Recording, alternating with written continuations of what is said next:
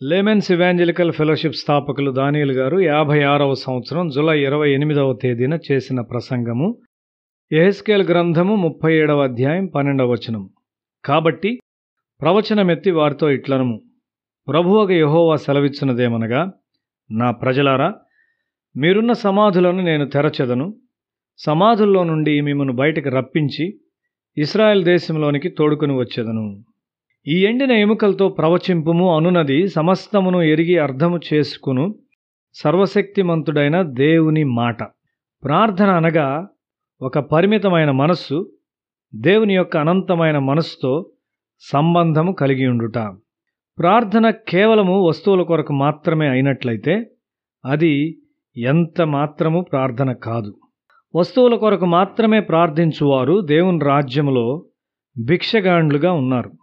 దేవుని మనస్సును కలిగి ఉండుటకు దేవుని జ్ఞానము మరియు క్రీస్తు స్వభావము మన ప్రార్థనగా ఉండాలి. ఒక క్రైస్తవుని యొక్క నిజమైన ధనము ఇదియే. మనము క్రీస్తునొద్దకు వచ్చినప్పుడు ఆయన మన వ్యక్తిత్వమును ఐక్యపరుస్తాడు. మనలో పాపము ఏలుచున్నప్పుడు మనకు విచారము, వేదన, సంతోషము లేకుండుటకు కారణమైన ఒక విభజింపబడిన వ్యక్తిత్వము కలిగి ఉంటాము. ఎండిన ఎముకలు స్వతహాగా మనకు ఏ మంచిని చేయలేవు. అవి రణగణమని ఒక శబ్దము మాత్రమే చేయవచ్చు, అంతే. సమావేశాలు మరియు సంఘాల్లోని మార్పు చెందని ప్రజలు వారిలో వారు వాదించుకుని వారై ఎండిన ఎముకలై ఉన్నారు. దేవునితో సజీవమైన సంబంధం లేని మనిషి తనను గూర్చి తాను తెలియనివాడు. సామెతల గ్రంథము 20వ అధ్యాయం 27వ వచనంలో, నరుని ఆత్మ యెహోవా పెట్టిన దీపము, అది అంతరంగములన్నీ శోధించును అని రాయబడి ఉన్నది.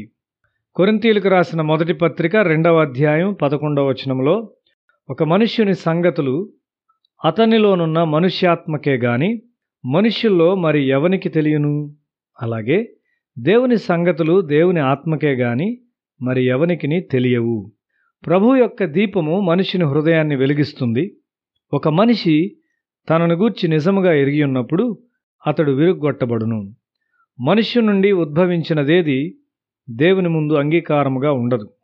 అయితే దేవుని సన్నిధిలో విరగ్గొట్టబడిన వారు దేవుని చేత బోధించబడుటకు ఇష్టముగా ఉంటారు. యెషయా గ్రంథము 55వ అధ్యాయము 7-8 వచనాలు. భక్తిహీనులు తమ మార్గమును విడువలను, దుష్టులు తమ తలంపులను మానవలను. వారు యెహోవా వైపు తిరిగిన ఎడల ఆయన వారి యందు జాలిపడును. వారు మన దేవుని వైపు తిరిగిన ఎడల ఆయన బహుగా క్షమించును. నా తలంపులు మీ తలంపుల వంటివి కావు, మీ త్రోవలు నా త్రోవల వంటివి కావు. ఇదే యెహోవా వాక్కు. దేవుని ఆత్మతో సంబంధము గలవారు మాత్రమే దీన్ని అర్థం చేసుకొనగలరు. ప్రార్థన అనగా నీ గ్రహింపు లేని స్థితిని త్రవ్వుచు దాచబడిన నీ లోతులను ప్రభువు యొక్క వెలుగునకు వెల్లడి చేయుట. దేవునికి చెందని అనేకమైన తలంపులు అక్కడ ఉంటాయి. అవి ప్రమాదకరమైనవి. నీవు జాగ్రత్తగా లేని క్షణాన అవి పూర్తిగా తప్పైన దిశలోనికి నిన్ను నెట్టును. లోతు తనలో తాను ప్రమాదకరమైన తలంపులు కలిగి ఉన్నాడు. కానీ వాటిని సరిచేసుకొనుటకు దేవుని సన్నిధిలో వేచి ఉండుటకు అతనికి సమయం లేదు. అబ్రహాము కూడా తనను ఐగుప్తునకు నడిపించిన ప్రమాదకరమైన తలంపులు కలిగి ఉన్నాడు. అయితే దేవుని చేత బోధించబోటకు అతడు సమయం ఇచ్చాడు.